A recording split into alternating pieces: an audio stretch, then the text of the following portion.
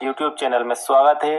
यदि आप पीठासीन अधिकारी हैं तो आपको मतपत्र लेखा, पीठासीन की डायरी, पीठासीन की घोषणा और 16 बिंदु की रिपोर्ट भरना आना चाहिए। आज के वीडियो में हम 16 बिंदु का प्रपत्र, जिसे 16 बिंदु की रिपोर्ट भी कहा जाता है, या कभी-कभी जिसे पीठासीन अधिकारी द्वारा निर्वाचन क्षेत्र के प्रेक्षक रिटर्निंग ऑफिसर को प्रस्तुत की जाने वाली अतिरिक्त रिपोर्ट का प्रपत्र भी कहा जाता है। यह एक अत्यधिक महत्वपूर्ण प्रपत्र होता है। इसको बिल्कुल सही भरना आज के वीडियो में हम सीखेंगे। इसको भरने के लिए आपके पास कुछ आवश्यक जानकारियां उपलब्ध होना चाहिए, जैसे कि निर्वाचक नामावली के अनुसार मतदाताओं की संख्या। नंबर 2 पर आपके पास उपलब्ध जानकारी होना चाहिए, यदि आपके मतदान के दिवस में मतदान के दौरान एडीसी आपको प्राप्त हुए हैं तो उन एडीसीओ की संख्या आपको यहाँ पर फिल करना होगी।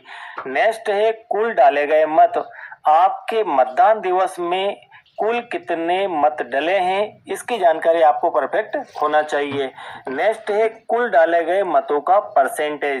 तो कुल डाले गए मतों का परसेंटेज यह आपके पास निकला हुआ होना चाहिए इसे फिल करने से पहले। कुल उम्मीदवारों की संख्या बीयू के अनुसार और कुल अभिकर्ताओं की संख्या आपके पास होना चाहिए। और नेक्स्ट और लास्ट है एपिक के अलावा अन्य दस्तावेजों से मतदान किया उनकी संख्या। यह एक आईएमपी पॉइंट होता है और यह आपको काउंट करके अपने पास रखना चाहिए। अब हम 16 बिंदु का प्रपत्र कैसे भरेंगे यह समझते हैं। यह फॉर्मेट, यह प्रपत्र आपके 16 बिंदु के प्रपत्र का फॉर्मेट ही है, जिसे 16 बिंदु की रिपोर्ट भी कहा जाता है और जिसे पीठासीन अधिकारी द्वारा निर्वाचन क्षेत्र के प्रेक्षक रिटर्निंग ऑफिसर को प्रस्तुत की जाने वाली अतिरिक्त रिपोर्ट का प्रपत्र भी कहा जाता है। तो इसके कई नाम हैं, तो आपको सभी नामों के बारे में पता होना चाहिए। यहाँ पर इस प्रपत्र को भरने में पहला जो पॉइंट है वह ये है मतदान केंद्र का क्रमांक। तो आप जिस मतदान केंद्र पर नियुक्त है निर्वाचन के लिए, आप मतदान करवाने के लिए जिस मतदान केंद्र पर गए हैं उस केंद्र का क्रमांक आपको यहाँ पर फिल करना है। सीपीएफ की नियुक्ति, यहाँ पर आपको हाँ या नहीं में आंसर देना है। तो सीपीएफ की नियुक्ति यदि आपके मतदान केंद्र पर हुई है तो आपको यस लिखना है, अदरवाइज यहाँ पर आपको नो लिखना है। तो हम यहाँ पर एक एग्जाम्पल मान लेते हैं कि यहाँ पर आपके पास सीपीएफ की नियुक्ति नहीं हुई है। नेक्स्ट है माइक्रो प्रेक्षक की नियुक्ति, हाँ या नहीं। माइक्रो प्रेक्षक की नियुक्ति यदि आपके मतदान केंद्र पर है तो आप यस करेंगे, अदरवाइज यहाँ पर नो करेंगे। तो हम मान लेते हैं कि माइक्रो प्रेक्षक की नियुक्ति यहाँ पर नहीं हुई है। नेक्स्ट पॉइंट है इसका वीडियो कैमरा व्यवस्था। आपके मतदान केंद्र की यदि वीडियोग्राफी की जा रही है उस दौरान, मतदान के दौरान, तो आपको यस लिखना है, अदरवाइज नो लिखना है। तो हम यहाँ पर मान लेते हैं कि आपके मतदान केंद्र पर वीडियोग्राफी की व्यवस्था नहीं है। नेक्स्ट है कुल मतदाता, जहाँ पर इंपोर्टेंट होगा मैं आपको जरूर नोट करवाऊंगा। कुल मतदाता, तो यहाँ पर आपको कुल मतदाता से आशय है कि आपकी वोटर लिस्ट प्लस ईडीसी, ठीक है, इन दोनों को मिलाने के बाद कुल कितने मतदाता हैं। तो यहाँ पर आपकी जो वोटर लिस्ट है उसमें मान लेते हैं हम कि 912 मतदाता थे और आपके पास मतदान के दौरान 6 ईडीसी आ गए, तो कुल मिलाकर यहाँ पर हो जाते हैं 918 कुल मतदाता। इन 918 मतदाताओं में से आपके पोलिंग डे में कुल कितने मतों का प्रयोग हुआ है, कुल कितने लोगों ने मत डाले हैं।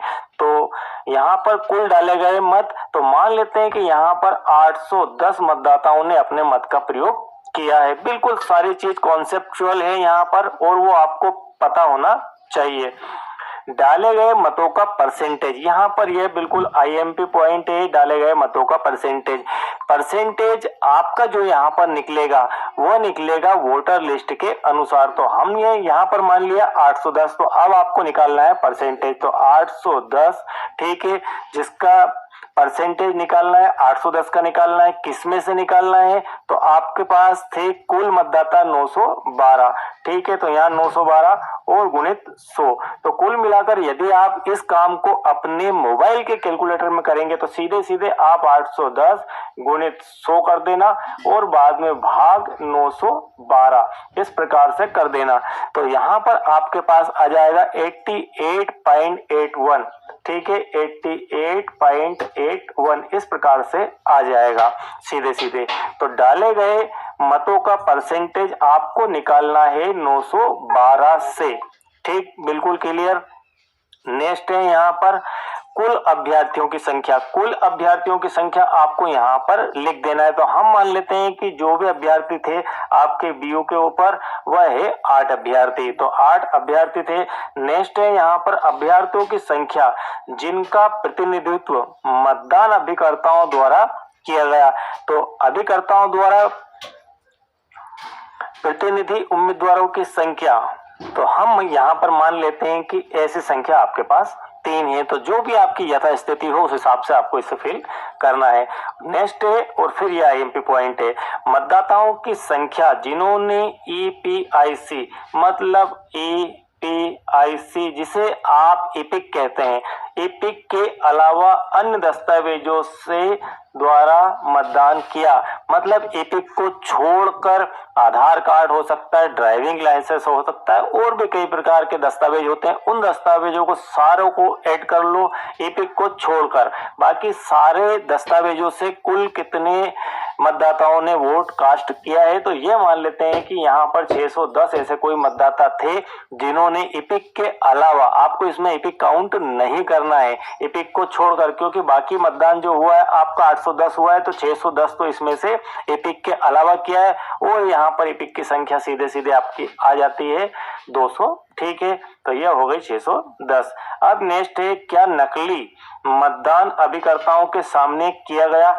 नकली मतदान से यहाँ पर अर्थ है मार्कपोल से। ठीक है, नकली मतदान मार्कपोल है, तो मार्कपोल अभिकर्ताओं के सामने किया गया, यदि हाँ तो हाँ, नहीं तो नहीं। तो यहाँ पर हम कह देते हैं यस, यहाँ पर मतदान अभिकर्ताओं के सामने ही आपने मार्कपोल करवाया था। नेक्स्ट है, क्या छद्म मतदान क्लियर किया गया? छद्म मतदान से अर्थ वही आपके नकली मतदान से है। एक बार नकली मतदान यूज कर लिया वर्ड, एक बार हमारा यहाँ पर छद्म मतदान, वही मार्कपोल से संबंधित है। इसका क्लियर किया गया या नहीं, तो यहाँ पर आप क्लियर करते ही हैं, यह आपकी प्रक्रिया का हिस्सा है। तो आपको यहाँ पर how any condition yes he लिखना है, और लिखने के साथ में आपको छद्म मतदान क्लियर भी करना है, अदरवाइज वह काउंटिंग में ऐड हो जाएगा। तो यह बार बार रिमाइंडर आपको निर्वाचन आयोग द्वारा ट्रेनिंग के दौरान दिया भी जाता है। नेक्स्ट है, क्या मशीन को उपयुक्त प्रकार से बंद एवं सीलबंद किया गया? उपयुक्त प्रकार से बंद एवं सीलबंद किया गया, तो आपके पास जो प्रक्रिया है, जो आपने सीखी है प्रक्रिया, उस पूरी प्रक्रिया का पालन करते हुए आपने उसका सीलिंग किया है या नहीं किया है।